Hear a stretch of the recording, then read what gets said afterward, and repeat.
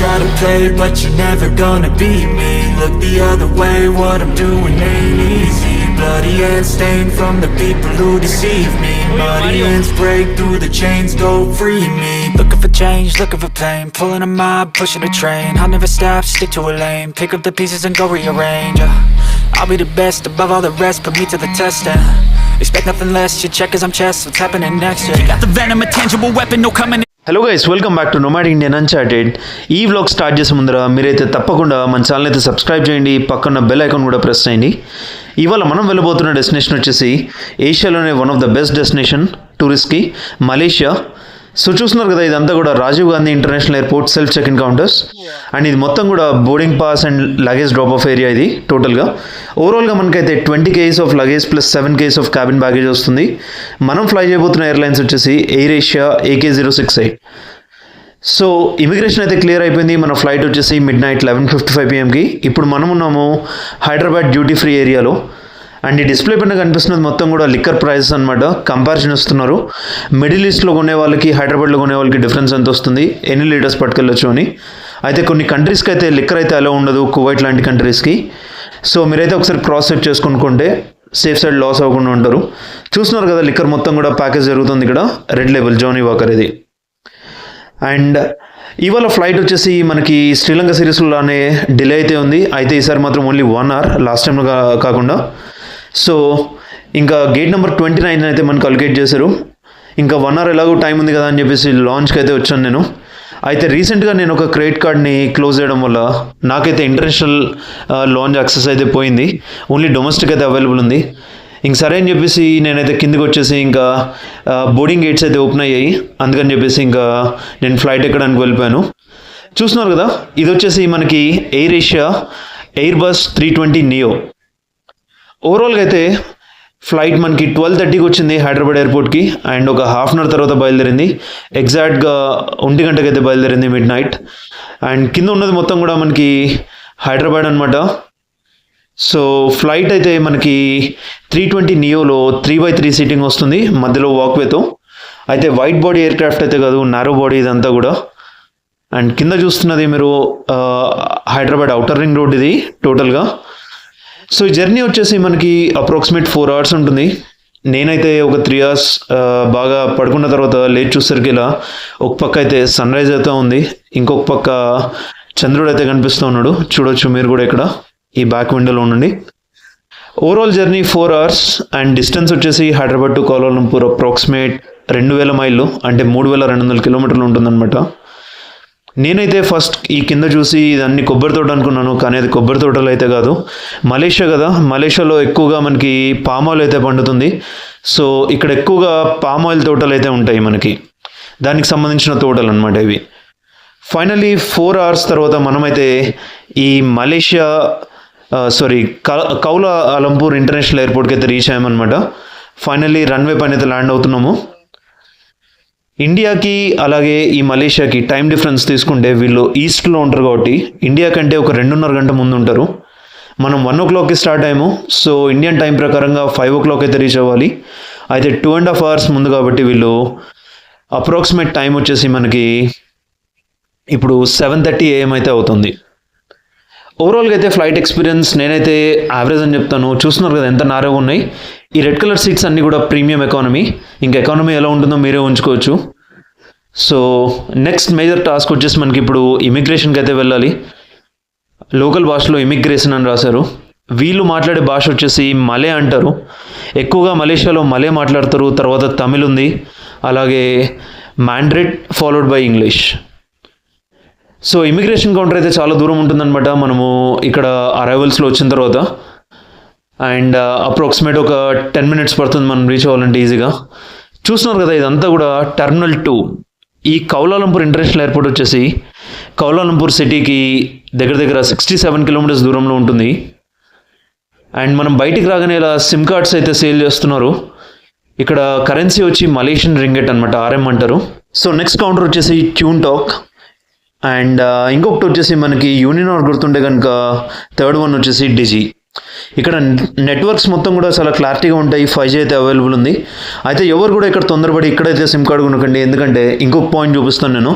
అక్కడికి వెళ్తే మీకు ఎంత లేదన్నా డిఫరెన్స్ ఈజీగా 5 to 15 రింగెట్స్ వరకు మీకు బార్గెనింగ్ దొరుకుతుంది. ఆర్ వితౌట్ బార్గెన్ కూడా అవైలబుల్ ఉంటుంది. సో మినిమం ప్యాకేజ్ అయితే ఒక సిమ్ కార్డ్కి ఇక్కడ స్టార్టింగ్ ఫ్రమ్ 25 మలేషియన్ రింగెట్స్. ఒక్క రింగెట్ ఇండియన్ కరెన్సీలో చెప్పాలి అంటే అప్రాక్సిమేట్గా యాజ్ ఆన్ డేకి 19.8 or 19.9 వరకు వస్తుంది.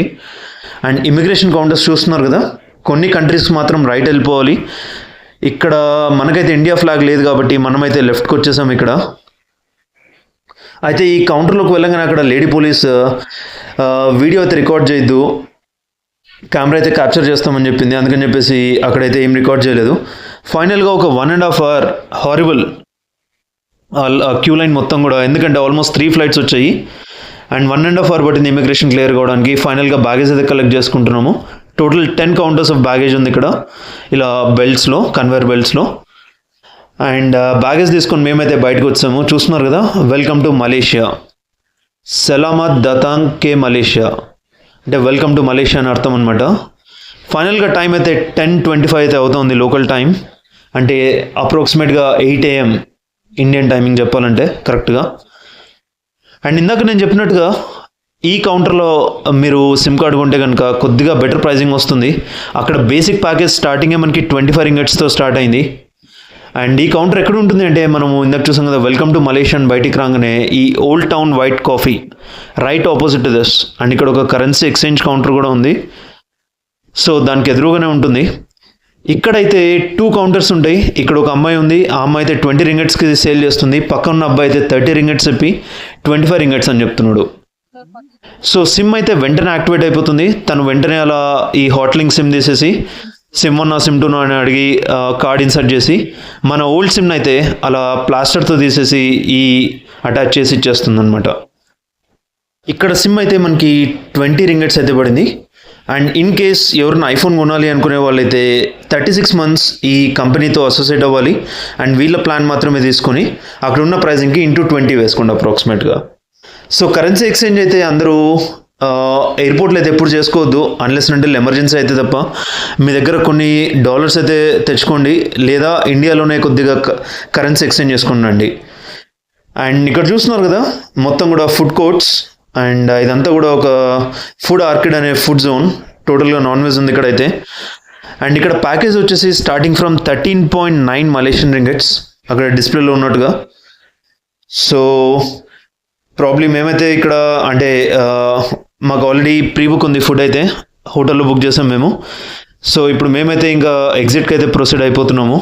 అండ్ ఎవరైనా షాపింగ్ చేయాలనుకునే వాళ్ళకైతే ఇక్కడ మంచి ప్లేస్, చాలా బ్రాండ్స్ అయితే అవైలబుల్ ఉన్నాయి. అండ్ చూస్తున్నారు కదా క్రిస్మస్ డెకరేషన్ మొత్తం ఎయిర్పోర్ట్ అంతా కూడా ఇలా. సో అక్కడ ఫార్మసీ అంట, మరి అది రియల్ ఫార్మసీనా లేకపోతే మరి ఇంకేదో మనకైతే తెలియదు. H&M కూడా ఉంది ఇక్కడ. మీరు ఇంకా మన ఛానల్ సబ్స్క్రైబ్ చేయకుండా చూస్తుంటే ఖచ్చితంగా అందరూ సబ్స్క్రైబ్ అయితే చేయండి.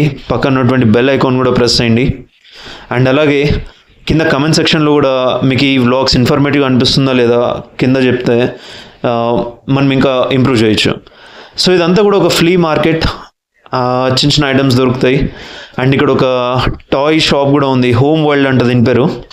సో ప్రైజింగ్ అయితే నాకు తెలిసి ఎక్కువగానే ఉంది, ఎందుకంటే మన 20 రూపీస్ = 1 మలేషియన్ రింగెట్. అప్రాక్సిమేట్గా మలేషియాలో మనకి ఎంత లేదన్నా కూడా అట్లీస్ట్ ఒక మినిమం 10 రింగెట్స్ కావాలి, బేర్ మినిమం. చూస్తున్నారు కదా ఇదంతా గ్యాడ్జెట్ స్టోర్. ఒక 4,000 వరకు శాలరీ పే చేస్తారని రాశారు. పర్ అవర్ బేసిస్ అయితే 9 to 12 రింగెట్స్ ఇస్తారంట. గజెటో ఈ షాప్ పేరు. అండ్ ఫైనలీ మొత్తం ఫినిష్ చేసుకొని మనమైతే టర్మినల్ 10కి అయితే వచ్చాము. ఇక్కడైతే మనకి బస్సెస్ ప్రీ వెయిటింగ్ ఉన్నాయి ఇక్కడ. సో ఇక్కడ నుండి మనమైతే first place visit చేయబోది Putrajaya.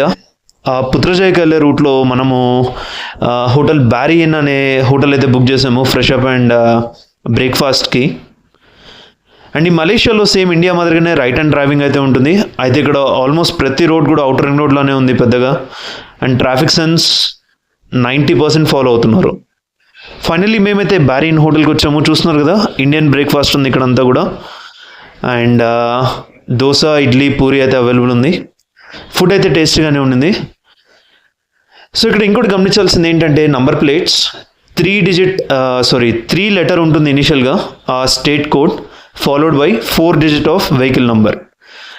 And ఇక్కడ మీరు చూసినాక మొత్తం కూడా మ్యాక్సిమం మనకి ఒక కంపెనీ షేర్ ఎక్కువ ఉంది. వీళ్ళ లోకల్ కంపెనీ ప్రోటాన్ అంటది, పి అనేది. మనకి ఇండియాలో మారుతి సుజుకి ఎలానో వీళ్ళకి ఇక్కడ ప్రోటాన్ అలాగంట మార్కెట్ షేర్ ఎక్కువగా ఉంది. నెక్స్ట్ టొయోటా ఉంది, హోండా ఉంది, వోక్స్ వాగన్ ఉంది. సో చూస్తున్నారు కదా, ఇదంతా కూడా ఒక హైవే, ఫ్రీవే. అండ్ ఒక వెహికల్కి ఇంకో వెహికల్ డిస్టెన్స్ కరెక్ట్గా మెయింటైన్ చేస్తున్నారు. వెహికల్స్ ఎక్కడ కూడా అంటే హరిబరిగా అయితే డ్రైవ్ చేయట్లేదు ఎవరు, ప్రాపర్గా రూల్స్ అయితే ఫాలో అవుతున్నారు. ఇండియాలో కూడా ఇంప్లిమెంట్ చేస్తే బాగుంటుంది పాలసీ. అది గవర్నమెంట్ చేయాల్సిన అవసరం లేదు. సో ఎవరికి వాళ్ళు ఇంప్లిమెంట్ చేస్తే ఇంకా బెటర్గా ఉంటుంది అనమాట. చూస్తున్నారు కదా, నెక్స్ట్ మనం వచ్చేసి ఇప్పుడు పుత్రజయ, కౌలాలంపూర్ క్యాపిటల్ అయితే మనకి మలేషియాకి. ఈ పుత్రజయ వచ్చేసి ఇక్కడ మొత్తం అడ్మినిస్ట్రేటివ్ క్యాపిటల్ అనమాట. ఎంత బ్యూటిఫుల్గా ఉందో చూడండి. అక్కడ దూరంగా కనిపిస్తున్న లేక్ వచ్చేసి మ్యాన్ మేడ్ లేక్. మనం నిలబడిన పాయింట్ వచ్చేసి ఈ పుత్రజయ సిటీకి అంతా కూడా పీక్ పాయింట్ అనమాట, ఒక కొండ మీద. చూస్తున్నారు కదా, అక్కడ దూరంగా కనిపిస్తున్న మొత్తం కూడా ఆ రోడ్లో వెళ్తే మనకి ప్రైమ్ మినిస్టర్ ఆఫీస్, అలాగే high courts, administrative offices, bank head quarters అన్నీ కూడా ఈ రోడ్లోనే ఉంటాయి. అది కూడా చూద్దాము. అయితే ఇది వచ్చేసి ఒక international convention centre, PICC. Narendra Modi కూడా వచ్చారంటే ఇక్కడ 2015 ఆ టైంలో. అండ్ ఇందాక మనం వచ్చిన బస్సెస్ అనమాట ఇలా ఉంటాయి. డైరెక్ట్గా హెడ్లైట్స్కే టింటేశారు వీళ్ళు.